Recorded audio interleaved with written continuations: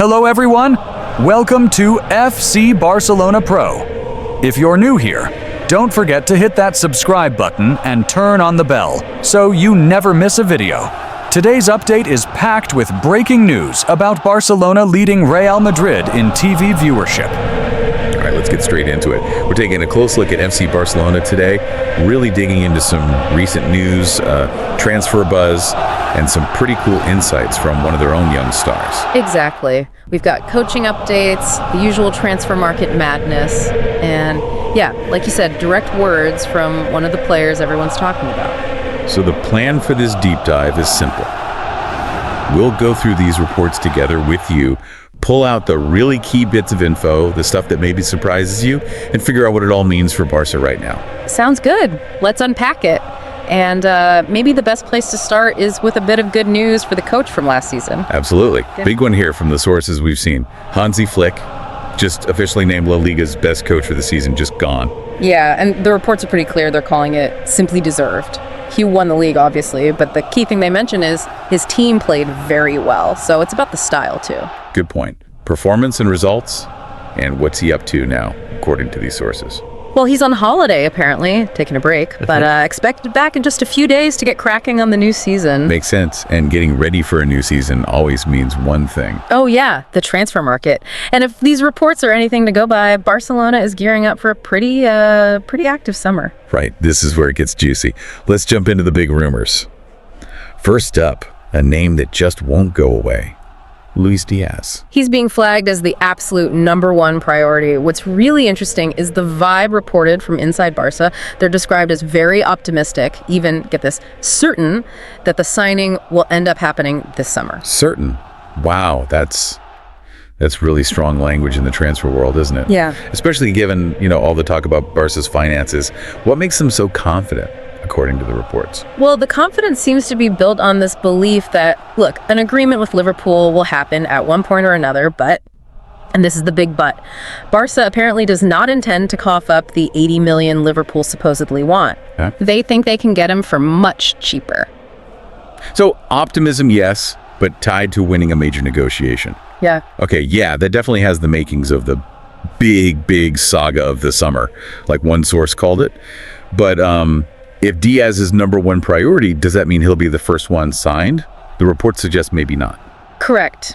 That honor, it seems, might go to Joan Garcia, the goalkeeper. He's described as being even closer to joining than Diaz is. Even closer. What does that actually mean, based on what we're reading? It means there's apparently already an agreement in principle. He's actually expected to be the first signing of this whole summer window.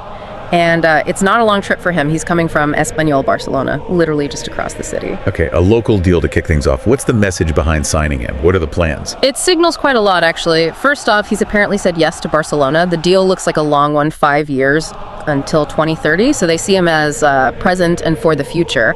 But the absolute kicker is what the sources are saying. He's expected to be the starting goalkeeper next season. Whoa, the starting keeper. Not just competition, but the starter. That's huge.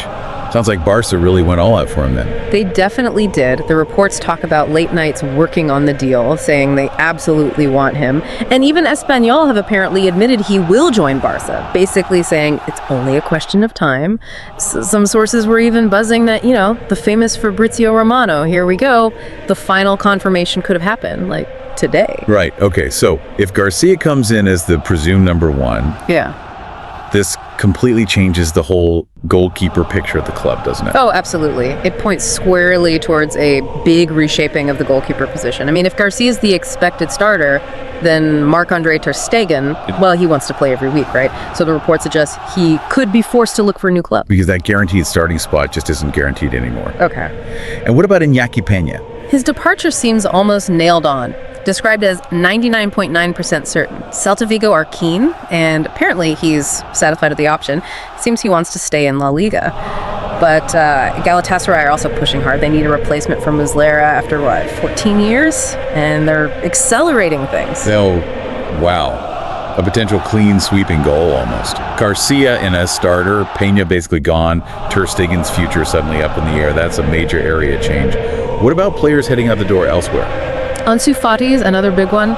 Apparently he admitted long ago that he wouldn't have playing time at Barca, which, let's be honest, isn't a huge shock given his recent injury issues and lack of minutes. Yeah, it's been tough for him after such an explosive start to his career. It really has. Anyway, his move to Monaco is described as almost done. Seems like it'll be a straightforward loan initially, but crucially with an option to buy at the end of the season. The figure mentioned is around 20 million. 20 million euros for the purchase option. That number really hammers home how much his perceived value has fallen, doesn't it? It's pretty stark, and sources make a point of this. Just 3 or 4 years back, when he was this wonder kid, people were talking at least 90 million.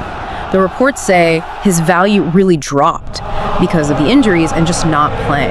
It's a tough reminder of how quickly things can change for young players. Definitely puts the risks into perspective. Yeah. Okay, moving towards the defense. There was an interesting note about Eric Garcia and how his role might be affecting transfer plans. Yeah, this is quite tactical. Eric Garcia's sort of unexpected but successful run playing as a right back, his ascension, as they call it, seems to have directly changed Barca's plans. They were looking at Vanderson, the Monaco right back. Right, I remember reading Vanderson was supposedly really happy about Barca being interested. Exactly, but according to these reports, the club has now excluded his signing. Why? Because they seem to feel Eric Garcia showed he can do a job there, cover for Koundé now and then, meaning they don't need to spend money on another specialist right back. Interesting. So finding a solution internally means they drop an external target. Shows maybe some strategic thinking, even if it disappoints someone like Vanderson. Okay, so we've got the market moves, incomings, outgoings, but maybe the most revealing stuff comes from Lamine Yamal himself. He spoke recently at a press conference with Spain. Yeah, getting that player perspective, especially from someone so central to things already, it's gold. And he was pretty open about his experiences. What really jumped out at you from his comments? Well, a few things. Firstly, just how aware he is of the effect he has. He mentioned playing at Montjuic, the fans yelling his name before he even gets the ball, and how that pressure actually makes defenders start to retreat. That's wild, just the noise around him impacting how opponents defend. And he didn't stop there. He said, defenders don't attack me anymore, not so much, they respect me more. He kind of contrasted it with last season, when he was the new kid looking up to guys like Mendy, but now he feels, now they respect me more. For a 17-year-old to articulate that change, it's pretty something. It really shows how fast he's established himself. Did he talk about relationships within the team? Like with Lewandowski? Yeah, he did. Said his relationship with Robert Lewandowski has improved a lot since he first came up. He sort of pictured it as, initially, Lewandowski, the super experienced pro, just saw him as this kid appearing on the scene. The veteran watching the newcomer. Pretty much, but now Yamal says it's completely different. They're playing and training together almost every week. They're always together and have a much better connection. Why? Because they're both undisputed starters. That shared status, week in, week out, has clearly forged a stronger link. Makes sense. Did he give any hints about where he sees himself playing long-term, positionally? He did. He expects to always start as a winger. His reasoning, his one-on-one ability, he feels it's much harder to use that effectively if you start centrally, because you've immediately got like 2 center backs and maybe a defensive midfielder right on you. Right, less space to isolate someone. That's the idea. He said maybe he'll drift inside more as he gets older, receive the ball there, but he thinks he'll always start wide and then drift inside. He feels coming from the wing is just harder for defenders to handle compared to him starting right in front of them. Prefers the right wing specifically for that reason. Shows a real tactical brain already.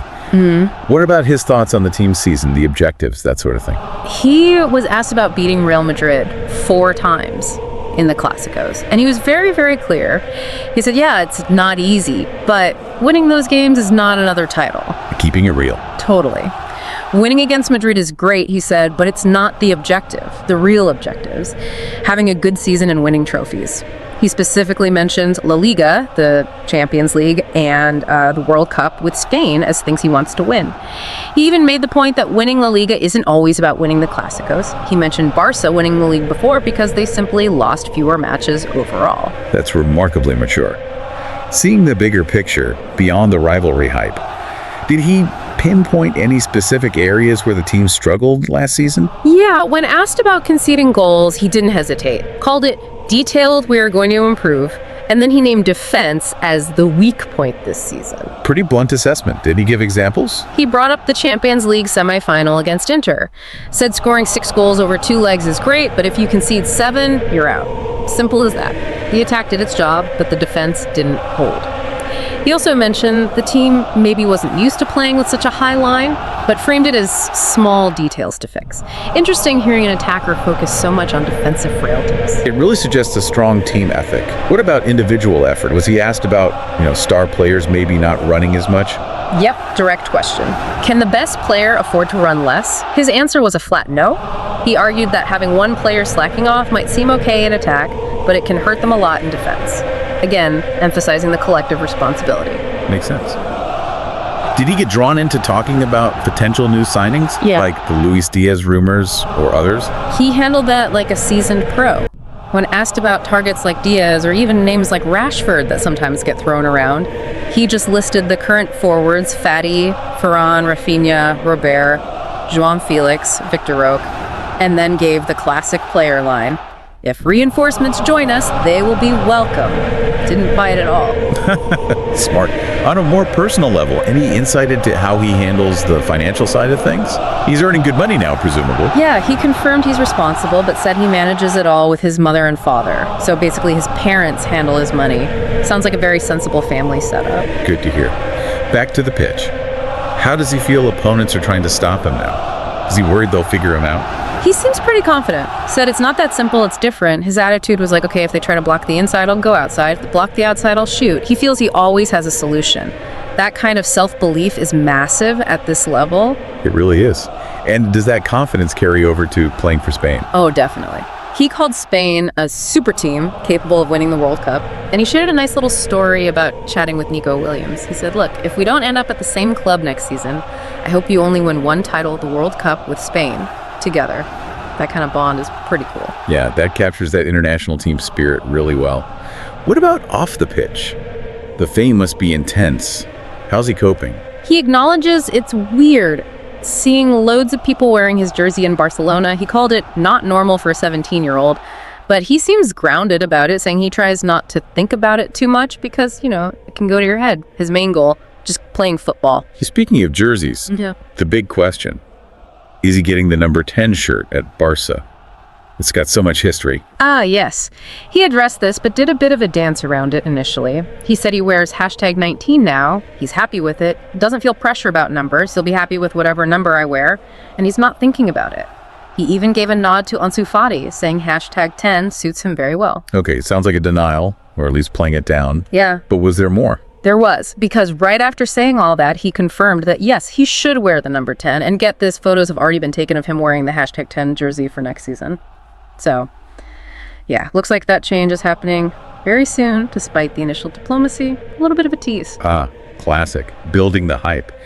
Did he say why he chose #19 for the Euros with Spain?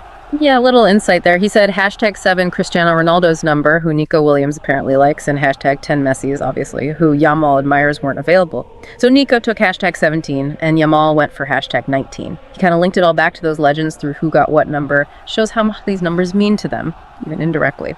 It really does.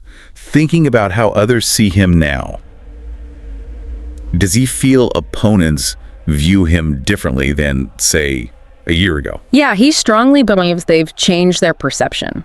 He doesn't think they see him as just the new player anymore. He feels they view him as an accomplished player, someone who wants to stay at the highest level, a confirmed player, earning that status from opponents at just 17. That's huge. And he seems to thrive on the big moments.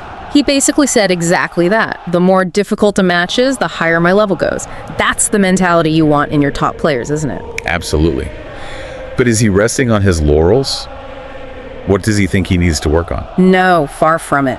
Despite everything, he said there's room for improvement in everything, specifically for next season. He wants to score more goals and give more assists. He expects to be physically better, and crucially, needs to help the team more. The goal he set himself was clear. Be even more decisive, score even more goals, make even more assists. That hunger is still very much there. That drive to improve constantly is key. And there's one last kind of amazing anecdote about his jersey sales. Yeah, this was great. A journalist told him they tried to buy his jersey to get it signed, but the shop said they didn't have any more Lamine Yamal jerseys. Yamal just laughed and said, yeah, that happens to his friends too. Apparently, he doesn't even keep his own match shirts because he always exchanges them with other players. And the punchline, his jersey is just out of stock everywhere in Barcelona. He is, right now, the player who sells the most jerseys. Best-selling jersey at 17. Wow. If anything sums up the phenomenon he's become, it's probably that detail. It really puts the scale of it all into perspective, doesn't it? The fame, the expectation, it's immense for someone so young. So let's try and pull this all together. We've got Flick, recognized as top coach, major transfer moves, potentially brewing Diaz the big target, but price is an issue. Joan Garcia looks set to be the first signing and maybe the new #1 keeper. Which triggers that whole goalkeeper reshuffle, with Pena almost certainly leaving and Ter Stegen's future now uncertain. Plus, Ansu Fati's loan to Monaco seems done, and the Vanderson pursuit is off because Joan Garcia stepped up at right back. And threaded through all that market talk, these incredible insights from Lamine Yamal. His maturity, his tactical awareness, how he's handling the fame, his focus on team effort, defense, work rate, and his sheer ambition. Yeah, it paints this picture of Barca in a real state of transition, maybe, trying to juggle building for the future with competing right now, dealing with money issues, but also having this unbelievable young talent like Yamal already leading the way in some respects. Absolutely. A team balancing huge ambition with some clear challenges like that defense Yamal pointed out, and their best-selling player is still technically a kid. Which leads us to a final thought, maybe something for you, the listener, to chew on. Think about Lamine Yamal. All that pressure, all that expectation, we just discussed best-selling jersey, opponents seeing him as accomplished, touted as the next number 10. Yet his stated aim is just playing football and getting better. How on earth does a 17-year-old navigate that level of global spotlight while keeping that core focus? What does his journey tell us about the modern game and the unique pressures on young superstars today? Something to think about.